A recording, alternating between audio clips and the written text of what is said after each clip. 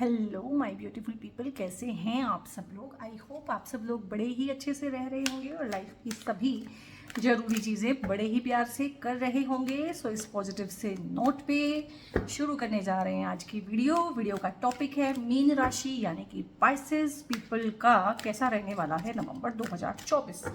और नवंबर 2024 वैसे भी फेस्टिविटीज़ का और बहुत ही अच्छी सी वाइब्स लेके आया है ये मंथ। सो देख लेते हैं भगवान बृहस्पति की जो प्रिय राशि है मीन राशि, उनका क्या हाल रहने वाला है नवंबर 2024 में। और जो भी पॉजिटिव चीज़ें आए गाइस उनको क्लेम कीजिएगा, यूनिवर्स को थैंक यू बोलिएगा, या जिनमें भी आपको विश्वास है, परमपिता परमेश्वर, आपके गुरु, आपके जिनको भी इष्ट देवता हैं, जिनको भी आप मानते हैं, महादेव, माँ काली, ईश्वर, अल्लाह, जीजस, जहाँ से भी आप बिलोंग करते हैं, वाहे गुरु, ठीक है। क्योंकि टैरो में इस तरह का कोई भी भेदभाव नहीं है कि किसी खास रिलीजन वाले लोग ही टैरो की रीडिंग देख सकते हैं। टैरो की रीडिंग कोई भी देख सकता है, आई मीन कोई भी देख सकता है। और बहुत बहुत आप लोगों का स्वागत है मीन राशि। और कुछ वीडियोस मैंने बनाई हैं जो आपको प्लेलिस्ट में मिलेंगी दिवाली स्पेशल के नाम से। और अगर आप चैनल पे जाएंगे तो वो ऊपर ही मिलेंगी, वो प्लीज़ से आप देखिएगा। 3-3, 4-4 मिनट की वीडियोस हैं दिवाली के टाइम पे होने वाली जो रेमेडीज़ हैं उनके रिगार्डिंग मैंने वीडियोस बनाई हैं। सो दैट इस दिवाली पे, धनतेरस पे, काली चौदस पे, अलग अलग दिनों पे मैंने बनाई है। बहुत सिंपल रेमेडी है, कोई फैंसी आइटम आपको नहीं चाहिए, कोई पैसे आपके खास खर्च नहीं होने वाले हैं। 20-50 रुपए में होने वाली सारी रेमेडीज़ हैं और इफ़ेक्टिव हैं और बहुत लंबे फल देने वाली ये रेमेडीज़ हैं। अगर आपके ऊपर राहु की महादशा, अंतरदशा या प्रतंत्र चल रही है, शनि की महादशा या फिर शनि की 7.5, शनि की ढैया, इस तरह की चीज़ें हैं तो आप वो रेमेडी जरूर कीजिएगा। या किसी और के ऊपर ऐसा चल रहा हो तो उसके साथ शेयर भी कीजिएगा। बेसिक पर्पज़ है उन चीज़ों को फैलाना, वो रेमेडीज सब तक पहुँचे, सब उनका फ़ायदा उठाएं, सबका कल्याण हो, उसी में ही आपका कल्याण है, ठीक है। सो यहाँ पे है क्वीन ऑफ कप्स, वाव, और S of wands, good, 5 of pentacles, और यहाँ पे है दी फूल, और है 7 ऑफ पेंटिकल्स, यस, इसको मैं यहाँ लगाऊंगी। एंड यहाँ पे है स्ट्रेंथ, और यहाँ पे है हाई प्रीस्टेस, और यहाँ पे है 2 ऑफ वॉन्ड्स। सो आप देख रहे हैं यहाँ पे जो कार्ड्स हैं वो मेजर अरकाना से काफ़ी आए हैं और बड़े ही कमाल के कार्ड्स आए हैं। लाइक फूल का कार्ड आना, स्ट्रेंथ का कार्ड आना और हाई प्रीस्टेस का कार्ड आ जाना, तो बहुत सारे प्यारे प्यारे अच्छे अच्छे changes, good changes, positive changes आप लोगों की लाइफ में नवंबर में आएंगे गाइस। टचवुड कर लीजिए, क्लेम कर लीजिए रीडिंग को कि हाँ ये रीडिंग आपकी ही है। Yes, you need this, you want this, you wish this. जब आप चाहते हैं किसी चीज़ को अफर्म करते हैं कि यस आई नीड दिस, तभी वो चीज़ भी आपको अफर्म करती है कि yes I come to you. So यहाँ पे है सबसे पहले, और आपने देखा है नेगेटिव कार्ड जो है बहुत पास से आपके साथ चल रहा है, ये कार्ड आपको नहीं छोड़ रहा है या आप इसकी एनर्जी को नहीं छोड़ रही हैं। मुझे लग रहा है कि पास्ट को ढो रही हैं आप, पास्ट का बैगेज है, पास्ट का जो चीज़ है ये ऐसा नहीं है कि ये नवंबर में होगा या ये अभी हुआ है, नहीं। और ये रीसेंट पास्ट भी नहीं है, ये पुरानी बात है, ये रीसेंट पास्ट है। और ये भी हो सकता है कि ये आपके साथ हुआ ही ना हो, ये आपके पेरेंट्स के साथ हुआ हो। बहुत बार ये भी होता है क्योंकि पेरेंट्स का ट्रॉमा भी हम कैरी करते हैं, क्योंकि उनसे हमें बॉडी मिली है, उनसे हमें हमारा मन मिला है, सोच विचार हमें उनसे मिले हैं, हमारी अपब्रिंगिंग की है, उनका खून हमारे अंदर है, उनके सोच विचार, उनके पैटर्न्स हमारे अंदर हैं, उनके जीन्स हमारे अंदर है, तो उनके दुख तकलीफ भी हमारे अंदर हैं। तो मुझे ये भी हो रहा है कि ढेर सारा एंसेस्ट्रल ट्रॉमा भी आप लोग कैरी करते हैं। और मीन राशि है, और यस, मीन राशि को बोलते हैं कि अगर कलयुग में सबसे कोई दुखी राशि है तो वो मीन राशि है। क्यों? क्योंकि सेंसिटिव है। क्यों? क्योंकि डीप थिंकिंग करती है। और क्यों? क्योंकि समझदार है, बृहस्पति जी की राशि है, बहुत डीप थिंकिंग करती है, एक इमेजिनरी वर्ल्ड में रहती है। जो वर्ल्ड है वो इतना हार्श है कि मीन राशि वहाँ रह ही नहीं सकती है। अब मछली को भी आप देखो कितनी कोमल है, कितनी कोमल है, कभी छुआ है आपने मछली को? ठीक है, कितनी कोमल है, जरा सा कुछ करोगे तो उसको वो हर्ट हो जाएगी, उसे इंजरी हो जाएगी, वो बहुत कोमल है, बहुत डेलिकेट है। तो ऐसे ही मीन राशि वालों का जो मन है वो भी बहुत कोमल होता है और छोटी छोटी चीज़ों से भी आहत होता है और बड़ी बड़ी चीज़ों से तो होता ही होता है। तो यहाँ पे ये चीज़ जनरेशनल ट्रॉमा के थ्रू भी आई हो सकती है कि आपके पेरेंट्स के साथ ऐसा हुआ हो। कैसा हुआ हो मैं बताने जा रही हूँ। हो सकता है आपके साथ बहुत साल पहले बचपन में ऐसा कुछ आपने देखा हो, विटनेस किया हो, ठीक है। और हो सकता है ये आपके साथ ही 5-10 साल के अंदर हुआ हो, बट आप इसे इसे बैगेज की तरह से कैरी कर रहे हैं, आपके कंधों पे बोझ है। और हो सकता है आप में से बहुत सारे लोगों के कंधों में दर्द रहता हो, सर्वाइकल के इश्यूज हों, क्योंकि आपने ना अननेसेसरी बर्डन लिया हुआ है। ये चीज़ बीत चुकी है, पास्ट है। और हमें लगता है कि पास्ट हमें पकड़ के रखता है। नहीं जी नहीं, हम पास्ट को पकड़ के रखते हैं, क्योंकि हमारे मन को वहाँ पे कंफर्ट जोन मिलने लगता है। हमारा मन वहाँ रहने का आदी हो जाता है, जो हमारी सेहत के लिए अच्छा नहीं है, जो हमारे आगे बढ़ने में सहायक नहीं है, सर्वाइवल फ्रेंडली नहीं है। लेकिन मन उलझाव चाहता है और आप यहाँ पे उलझे हुए हैं। तो पास्ट ने आपको नहीं उलझाया हुआ है, आप पास्ट के साथ उलझे हुए हैं। तो यहाँ पे है कोई फाइनेंशियल फ्रॉड हुआ हो आपके साथ, कोई चीटिंग हुई हो, पैसे का कोई नुकसान, कोई आपका एक बोलते हैं ना समाज में एकदम से नाम खराब हो जाना, बेइज्जती हो जाना, डिफेमेशन हो जाना, कोई लॉ सूट हो जाना, कोई कोर्ट केस हो जाना। क्योंकि मिडिल क्लास जो लोग हैं ना, मोस्टली इंडियन मिडिल क्लास लोग जो हैं, और उनका क्या रहता है ना कि कोर्ट केस, पुलिस कचहरी, मुकदमा, इन चीज़ों से ना, इन चीज़ों को वो डिफेमेशन के तौर पे देखते हैं। अदरवाइज क्या है गाइस, कोर्ट केस ही तो है ना। जैसे 1000 चीजें होती हैं, आप बीमार हुए, आप हॉस्पिटल चले गए, तो उससे क्या आप बेइज्जती महसूस करते हो? ऐसे ही किसी वजह से कोर्ट केस हुआ, आपने किया, किसी ने किया, कुछ हुआ, तो वो भी एक नॉर्मल फिनोमिना है। लेकिन कोर्ट केस हो गया, पुलिस घर आ गई, मतलब इन चीज़ों को हमने बहुत ज़्यादा अपनी इज्जत पे लिया हुआ है कि पुलिस पुलिस चाहे पासपोर्ट की वेरिफिकेशन के लिए घर पे आ जाए तो भी इंसान डरता है कि यार पुलिस वाले क्यों आए थे। तो एक एक डर है हमारे मन में ना। तो इस तरह की चीज़ें भी है कि हो सकता है किसी ने आपको डिफेम ना भी किया हो, कोई कोर्ट केस हो गया हो, कोई लिटिगेशन, कोई फ्रॉड, चीटिंग, लेकिन आपने उसको ऐसे ले लिया है कि यार मेरी बहुत बेइज्जती हो गई, ठीक है। जैसे 2 भाई होते हैं, उनमें से एक भाई दूसरे को हिस्सा नहीं देता है, तो कोर्ट केस करना पड़ता है। तो फिर कोर्ट केस के बाद ना पूरी फैमिली को लगता है कि हमारी फैमिली पे ना एक धब्बा लग गया है, ठीक है, बहुत कलंक हो गया है हमारे ऊपर। तो इस तरह की चीज़ें जो वैसी है नहीं, फैक्ट वाइज वैसी नहीं है जैसे आपके मन ने उनको लिया हुआ है।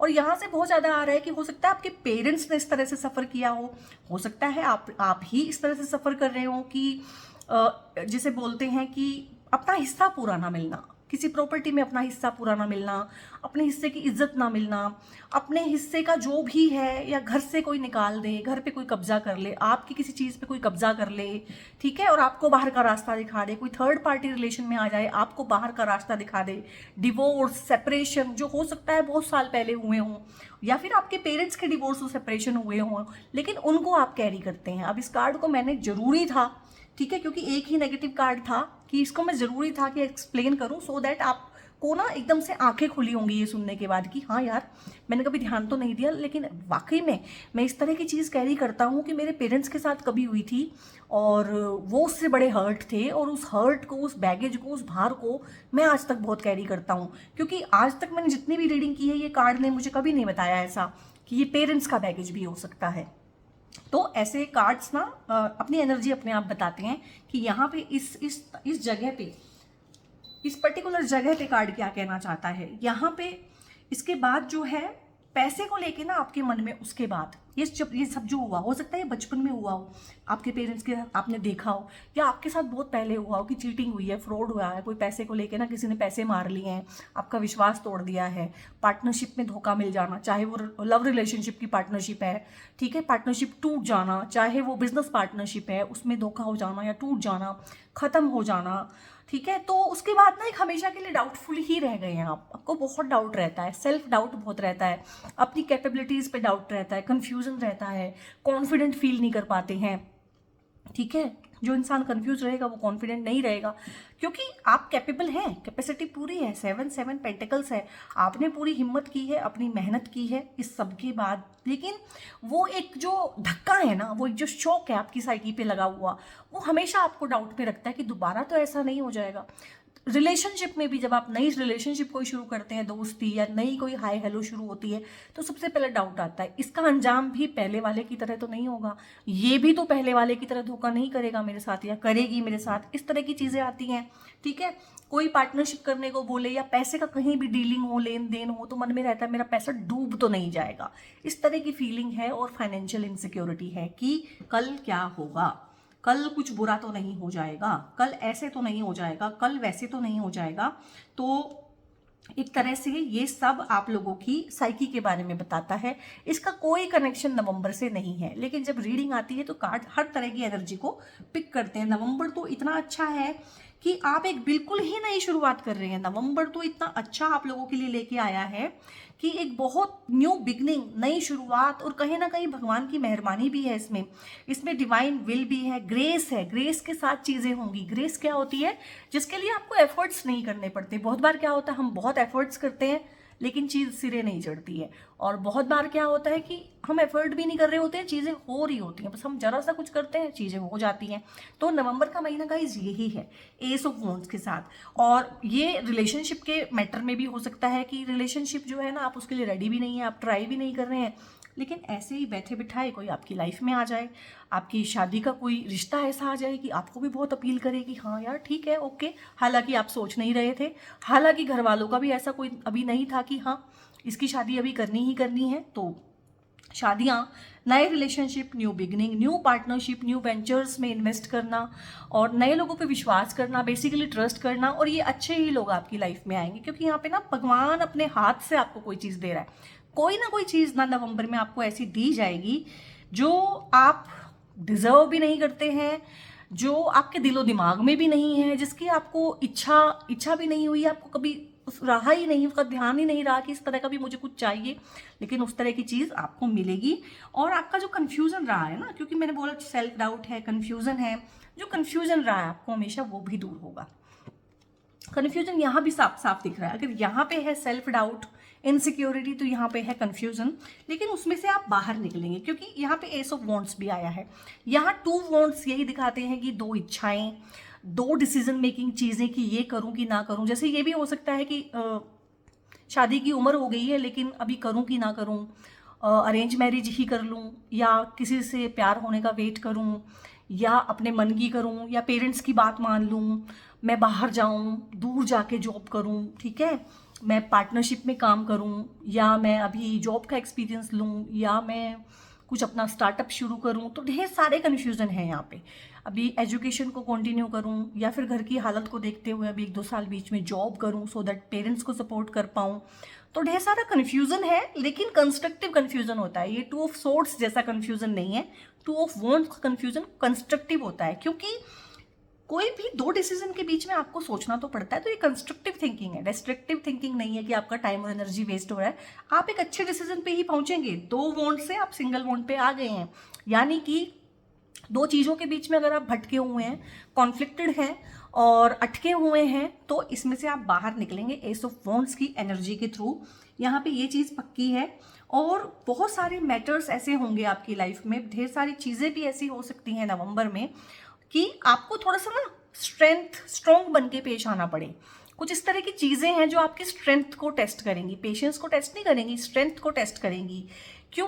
क्योंकि हो सकता है कि पास्ट में कुछ आप ऐसे रहे हों कि जब भी इस तरह की चीज़ आती हो तो आप एस्केप कर जाते हो, एस्केप मोड में चले जाते हो, भाग जाते हो, उससे बच के निकल जाते हो, ठीक है, अवॉइड करते हो चीज़ों के साथ एनकाउंटर करना। पर मुझे लग रहा है कि नवंबर के मंथ में कुछ ऐसी चीज़ें होंगी, पॉजिटिव भी हो सकती है और नेगेटिव भी हो सकती है, कि आप भाग नहीं पाएंगे, बच नहीं पाएंगे, आपको सामना करना पड़ेगा।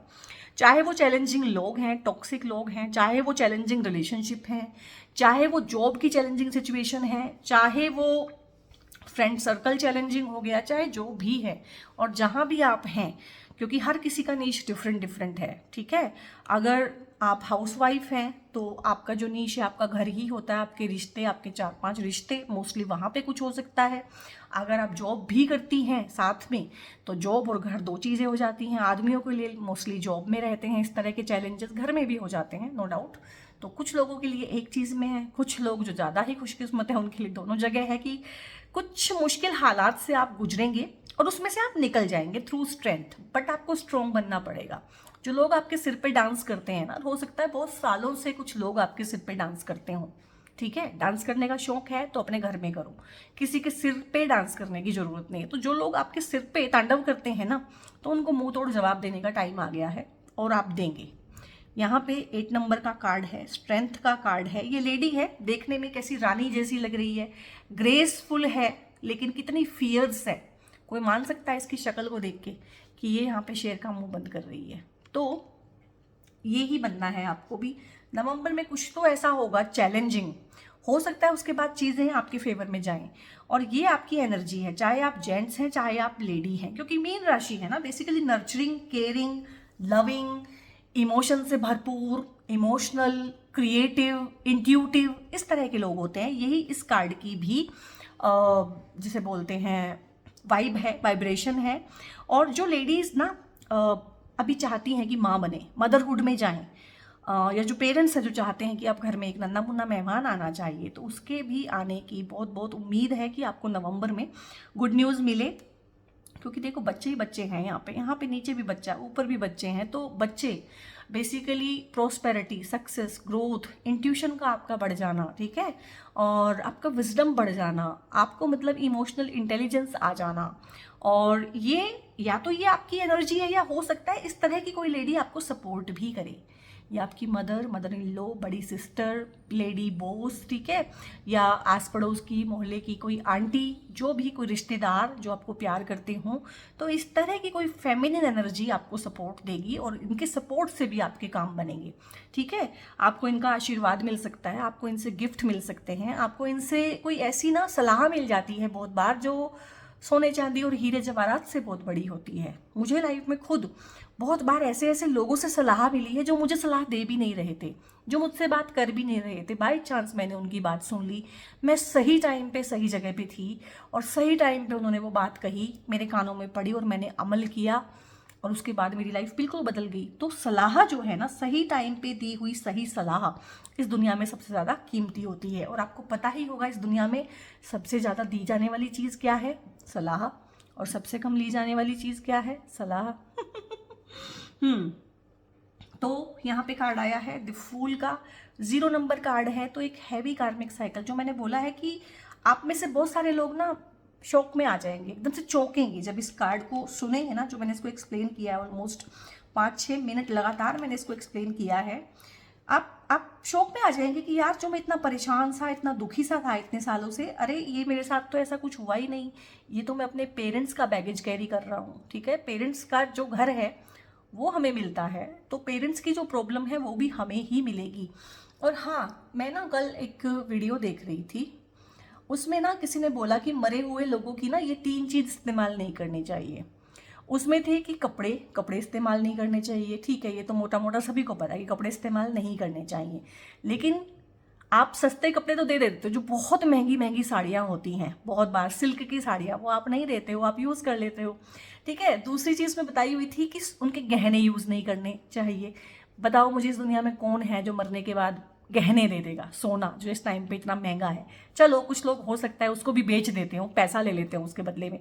पर मेरा सवाल ये है कि मरे हुए जो लोग हैं उनके बच्चे हम हैं, ठीक है, फिर हम अपना क्या करें? और जो मरे हुए लोग हैं उनके घरों में हम रहते हैं, उनकी प्रॉपर्टी हम यूज़ करते हैं, फिर हम वो भी ना करें? तो मतलब हमारे समाज में कितना दोगलापन चलता है, और हमारे जो मतलब ये चीज़ें हैं समाज में किस तरह की चली हुई हैं। कपड़े यूज़ ना करो क्योंकि कपड़े सस्ते हैं और देने आसान हैं, लेकिन उनका मकान यूज़ करो बड़े आराम से, ठीक है। तो उनकी जो आत्मा भटक रही है वो कपड़ों में भटक रही है, वो जो घर उन्होंने इतनी मेहनत से बनाया उसमें नहीं भटक रही है। मतलब जो चीज़ें हमें ईजी लगती हैं वो हमने परंपराएं बना ली हैं, ठीक है, और उन्हें हम फॉलो करने लगे हैं। और जो चीज़ें मुश्किल हैं वो फिर उसकी हम बात नहीं करते हैं, ठीक है। या तो पूरा फॉलो करो या बिल्कुल भी फॉलो मत करो। और बेसिकली हम उनके बच्चे हैं जिनकी डेथ हो गई है, तो हम अपना क्या करें? अपने आप को छोड़ के कहाँ जाएं? वो उनका जो असली जो अटैचमेंट है वो तो अपने बच्चों के साथ है, ठीक है। उसे कैसे ख़त्म करोगे? आप भी क्या उनके साथ ही ख़त्म हो जाओगे? मतलब इस तरह की चीज़ें ना नॉनसेंस चलती हैं। तो मुझे लगा कि मुझे आप लोगों के साथ शेयर करना चाहिए कि देखो लाइफ में यहाँ पे चल क्या क्या रहा है, क्या क्या चीज़। और उस पर ना करोड़ों व्यूज़ थे उस वाली रील पे जिसकी मैं बात कर रही हूँ आपसे। तो यहाँ पे एक टफ साइकिल आप लोगों ने कंप्लीट किया है, 0 नंबर आ गया है। तो बहुत लंबा, बहुत दुख तकलीफ से घिरा हुआ ये टाइम आप लोगों का निकला है, लेकिन अगेन आप अपनी ही एनर्जी में आ गए हैं। कहीं ना कहीं वो भार हट जाएगा, कहीं ना कहीं कुछ चीज़ें क्लींस आउट हो जाएगी, कुछ चीज़ें आपको समझ में आ जाएंगी, कुछ चीज़ें आप छोड़ देंगे, कुछ चीज़ें आपको छोड़ देंगी। तो अगेन कहीं ना कहीं अपने ऑथेंटिक सेल्फ में आ जाना, और एक भोलेपन की सेंस में ही आ जाना, ठीक है। और वो ही रहना जैसे आप हैं, क्योंकि आप कुछ और बन भी नहीं सकते हैं। हम कोशिश करते हैं, सोचते हैं, पर हम कुछ और नहीं बन सकते हैं। बेसिकली हम जो हैं हम वो ही रहते हैं। एक सेंसिटिव इंसान ना कभी भी सेंसलेस नहीं हो सकता है या इनसेंसिटिव नहीं हो सकता है, ठीक है, वो सेंसिटिव ही रहेगा। एक इमोशनल इंसान कभी इमोशनललेस नहीं हो सकता है, उसके इमोशंस कभी ख़त्म नहीं हो सकते हैं। ये हो सकता है कि उन इमोशंस के साथ वो एक बाउंड्री बना ले, उन इमोशंस को आप तक ना पहुंचने दे, या आपसे इमोशनल कांटेक्ट ख़त्म कर ले, वो बातें अलग हैं। लेकिन बेसिकली जो इंसान जैसा है वो वैसा ही है। एक हाइपर सेंसिटिव इंसान हाइपर सेंसिटिव ही रहेगा, एक इंट्यूटिव इंसान इंट्यूटिव ही रहेगा। एक इंसान जो अपनी इमेजिनेटिव लाइफ में, इमेजिनेटिव दुनिया में जीता है, वो उसी में जिएगा, क्योंकि उसको रियलिटी रास नहीं आ रही है। वो कैसे जिए यहाँ पे? हाँ, इंट्यूशन इंट्यूशन इंट्यूशन की इतनी बात हुई, इंट्यूशन की देवी आ गई है यहाँ पे, हाई प्रिस्टेस। तो यहाँ पे अपने शेडो एस्पेक्ट, अपने लाइट एस्पेक्ट, उनको देखना, अपने पे काम करना, स्पिरिचुअलिटी को प्रैक्टिस करना, मेडिटेशन करना, और उनको क्या बोलते हैं, स्क्रिप्चर्स को पढ़ना, ठीक है, या इस तरह की पॉडकास्ट सुनना, या इस तरह की वीडियोस देखना, इस तरह की बुक्स पढ़ना। इन चीज़ों में ना आपका इंटरेस्ट आप देखेंगे टाइम के साथ साथ बढ़ता चला जाएगा, क्योंकि डीप थिंकिंग है। मीन राशि डीप थिंकिंग करती है, डीप कनेक्शन बनाना चाहती है। बेसिकली मीन राशि दुखी क्यों है, परेशान क्यों है? क्योंकि उनको वैसे रिश्ते नहीं मिलते हैं, वैसे लोग नहीं मिलते हैं जो उनके जितना डीप सोचते हों, उनके जितना डीप कनेक्शन बनाने में विश्वास करते हों, जिनके इमोशंस इतने डीप हों। उनको मोस्टली शैलो लोग मिलते हैं, तो फिर वो कनेक्शन नहीं बन पाता, फिर उनको अकेलापन फील होता है, फिर उनको दुख और तकलीफ, और जाऊँ तो जाऊँ कहाँ, और करूँ तो करूँ क्या, रेसिप्रोकेशन नहीं मिल पाता है बेसिकली। तो इन चीज़ों पे भी आप काम करेंगे कि ऐसा क्यों नहीं हुआ, इस राशि के साथ ऐसा क्यों लिख दिया गया है कि ऐसा नहीं होगा, ऐसा ही होगा। ये लियो सोल ट्राइब से डिफरेंट क्यों है, और इनकी भी ज़रूरत है, लियोज की भी ज़रूरत है, और मीन राशि की भी ज़रूरत है। तो दोनों में इतना डिफरेंट क्यों बनाया है, दो लोगों को एक दूसरे से इतना अलग क्यों बनाया गया है? मुझे लग रहा है हाल फिलहाल ना इस तरह से आपने सोचना शुरू किया है, और कुछ क्वेश्चंस हैं जिनके आप आंसर चाहते हैं, उन्हीं के रिगार्डिंग आप स्पिरिचुअलिटी को प्रैक्टिस करेंगे, और उन्हीं के रिगार्डिंग आप पढ़ेंगे चीज़ें कि क्या है, कैसे है। तो भांग है यहाँ पे, एडिक्शंस है, transcend materialism and cultivate devotion to lord Shiva. तो अगर आप कोई हैं जो स्पिरिचुअली अपने आप को ग्रो करना चाहते हैं, और भगवान शिव में आपको आस्था है, जरूरी नहीं है हर किसी को शिव में आस्था है, किसी की आस्था अल्लाह में हो सकती है, वाहे गुरु में, जीसस में, ठीक है, एंजल्स में हो सकती है, गार्जियन एंजल्स में, कोई माँ चामुंडा का भक्त हो सकता है, किसी को हनुमान भगवान प्रिय हो सकते हैं, और मुझे माँ दुर्गा बहुत प्रिय हैं। तो सबका अपना अपना रहता है। अगर आप कोई हैं जिनको इस तरह का है कि मुझे किसी को डिवोट होना है, मुझे किसी को सरेंडर करना है, बेसिकली सरेंडर क्या है? सरेंडर कर दिया मैंने, समर्पण कर दिया, अपने दुख और तकलीफ हमने सरेंडर कर दिए, तो इसमें तो हमारा ही फायदा है। हमें लगता है सरेंडर करके हमने पता नहीं भगवान के ऊपर क्या एहसान कर दिया। अरे मेरे दुखों की पोटली मैंने भगवान के पैरों में रख दी कि ठीक है भाई तुम ही संभालो इसको, तुम तो हलाहल विष भी पी लेते हो, मेरा दुख तकलीफ तो बहुत छोटा सा है, तुम ही संभालो। So this is devotion, this is भक्ति भावना, और यही है वो चीज़ कि मैंने सरेंडर कर दिया। तो कोई एहसान थोड़ी ना कर दिया है, सेल्फिश एक्ट है सरेंडर करना, और हर किसी को सेल्फिश होना चाहिए। और जब वो है प्रभु परमात्मा सब कुछ, सबका भार उठाने वाला, तो अपना भार क्यों उठाओ, और उस भार से सर्वाइकल और फ्रोजन शोल्डर ये सब क्यों करवाओ भाई? तो ये करना है आपको जो मैंने बताया है। जिस भी भगवान में आपको आस्था है उनको सरेंडर करें। लाइट एंड साउंड, सारा जो खेल है ना वो लाइट एंड साउंड का ही है। कोई डिवाइन गाइडेंस आपको मिलेगी, कोई डिवाइन गाइडेंस, कोई सिंबल्स, कोई ना एंजल नंबर्स, कोई एंजल नंबर्स आपको दिख सकते हैं, ठीक है, 333, 555, 1111, और या फिर आपको सपनों में कुछ इस तरह की चीज़ें दिख सकती हैं जो बाद में जाके सच हो जाए। सपनों में कोई आपका अपना आ सकता है जिसकी डेथ हो चुकी हो, जिससे आपका बड़ा प्रेम प्यार रहा हो, दादा दादी, नाना नानी, आपके खुद के पेरेंट्स, ठीक है, अगर आपकी एज बड़ी है तो वहाँ से आपको गाइडेंस मिलेगी। और फैमिली इमोशनल सपोर्ट आपको भर भर के मिलेगा। नवंबर के मंथ में ढेर सारा एंजॉयमेंट कीजिएगा फैमिली के साथ, फेस्टिवल्स को बहुत अच्छे से एंजॉय कीजिएगा। थर्ड आई चक्रा है कनेक्ट विद डिवाइन गाइडेंस। आपकी रीडिंग में ना डिवाइन गाइडेंस, इंट्यूशन, स्पिरिचुअलिटी ये ज़्यादा आया है ये ज़्यादा आया गाइस, मैं भी क्या कर सकती हूँ। तो आप तीसरी आंख पे जो आपका थर्ड आई चक्रा होता है वहाँ पे भी मेडिटेशन कर सकते हैं, वो भी आपको बहुत अच्छा सुकून देगा। और यहाँ पे है show the world the real you, ये रिपीट हो गया है, तो मतलब आप बिल्कुल ऑथेंटिक हो जाएं। आप इस चीज़ को छोड़ दे के आप सबके जैसे हो सकते हैं। बेसिकली कोई किसी के जैसा हो ही नहीं सकता। शांति क्या है? हम सब शांति चाहते हैं लाइफ में, कि थोड़ा शांत हो जाए, थोड़ा स्ट्रेस कम हो जाए। मैं आपको बताती हूँ अपने एक्सपीरियंस से, जिस दिन आप कुछ और होना छोड़ देते हो और स्वीकार कर लेते हो अपने आप को कि मैं जैसा हूँ, ठीक है, मुझे गुस्सा ज़्यादा आता है, इट्स ओके, ठीक है, मैं रोंदू हूँ, ठीक है, मैं दुखी हूँ, मैं दुखी आत्मा हूँ, ठीक है, मेरे रिश्ते नहीं चलते, ओके, इट्स ओके, ठीक है, मेरे लव अफेयर टूट जाते हैं, ठीक है, मुझे नहीं मिलते अपने जैसे लोग, इट्स ओके। जिस दिन आप स्वीकार कर लेते हैं ना, एक्सेप्ट कर लेते हैं खुद को, उस दिन कुछ और मिले या ना मिलेगा, स्ट्रेस तो कम हो जाता है, और कम से कम अंदर से तो आप सुखी हो जाते हो। बाहर से सुखी का बाद में देखेंगे, पहले अंदर से सुखी हो जाओ। Take time to breathe out. तो थोड़ा सा ना आप सेल्फ केयर करो बच्चों, थोड़ा सा सेल्फ लव करो, अपने को प्यार दो, अपने को टाइम दो। और मैंने बोला है ना, बहुत ज़्यादा प्रूविंग एनर्जी में रहने की जरूरत नहीं, किसी को कुछ प्रूव नहीं करना। कोई यहाँ पे प्रूव कुछ कर पाया है किसी को? कोई किसी को कुछ प्रूव नहीं कर पाया, ठीक है। प्रूविंग की कोशिश, आप खुश रहो। मतलब एक चीज़ होती है, अभी याद नहीं आ रही है मुझे, अलमस्त, हाँ अलमस्त बोलते हैं ना, कि अलमस्त है बिल्कुल, तो वैसे ही रहो। किसी से ज़्यादा फर्क डालने की ज़रूरत नहीं है, अपनी खुशी अपने आप ढूंढो। बहुत ज़्यादा किसी के लिए सेक्रीफाइस करना, बहुत ज़्यादा अपनी खुशियों की बलि देना, दूसरे को खुश करना, उससे वैलिडेशन ढूंढना, छोड़ दो इन चीज़ों को ना। जितना जल्दी छोड़ दोगे उतने सुखी रहोगे। कंफर्ट जोन से लेकिन आपको बाहर निकलना पड़ेगा, डेफिनेटली आपको कंफर्ट जोन से बाहर निकलना पड़ेगा। कौन सी कंफर्ट जोन? ये वाली कंफर्ट जोन, बहुत नेगेटिव जो आप सोचते हो, जिसमें आप घिरे हुए हो, उसको छोड़ नहीं रहे हो, आगे बढ़ नहीं रहे हो, ठीक है ना। और conclusions are within reach. आपके बहुत सारे सवाल हैं, आई नो।